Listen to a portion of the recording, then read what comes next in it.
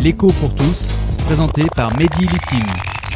Chères auditrices, chers auditeurs, bonjour. La semaine dernière, François Hollande, président de la République du chômage, était en Allemagne au congrès du Parti social-démocrate allemand, le SPD, qui est un peu le Parti socialiste allemand. Mais attention, Hollande a bien fait la différence entre les socialistes et les sociodémocrates. Parce qu'il semblerait que les sociodémocrates du SPD allemand, eux, soient réalistes contrairement aux socialistes français. Et être réaliste, apprend-on, quand il y a du chômage, ça consiste à avoir le courage de réformer le marché du travail. Explication.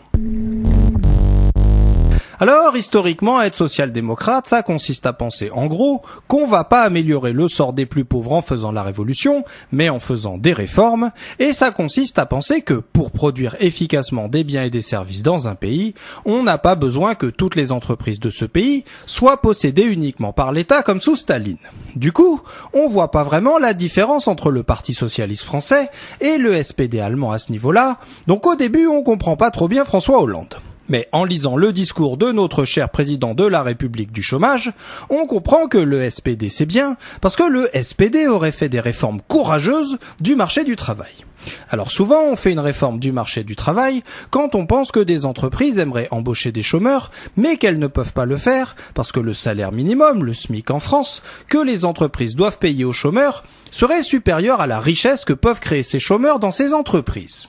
Donc baisser ce salaire minimum, le SMIC en France, ça serait courageux, ça serait SPD style. Souvent aussi, quand on fait une réforme courageuse du marché du travail, on décide de verser moins d'indemnités chômage aux chômeurs, ou on décide de les verser moins longtemps, parce qu'on part du principe que les chômeurs, qui sont souvent les plus pauvres et les plus faibles dans une société, se bougeraient plus pour trouver du travail si on les aidait moins.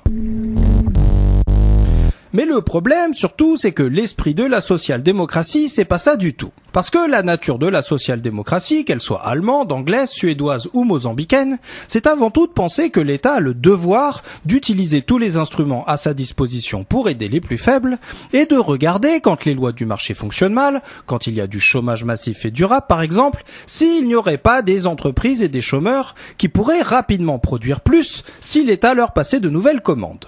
Et le problème aussi, c'est que comme son prédécesseur, François Hollande, face à la difficulté, ne résiste pas à la tentation de galvauder, de détourner une valeur reconnue, ici la social-démocratie, afin de masquer sa volonté d'inaction et afin de garantir aux conservateurs allemands, dirigés par Angela Merkel, que le courage c'est surtout de ne pas s'opposer à eux et à leur refus répéter que l'État puisse faire baisser le chômage en passant de plus nombreuses commandes aux entreprises parce que cette relance économique risque de provoquer un plus gros déficit du budget de l'État.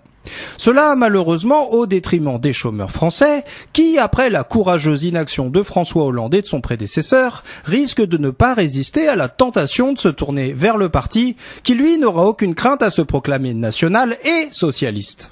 L'écho pour tous, une chronique écrite et présentée par Mehdi Litim sur Marmite FM 88.4. Vous pouvez nous contacter pour réagir à cette chronique sur marmitefm.canalblog.com.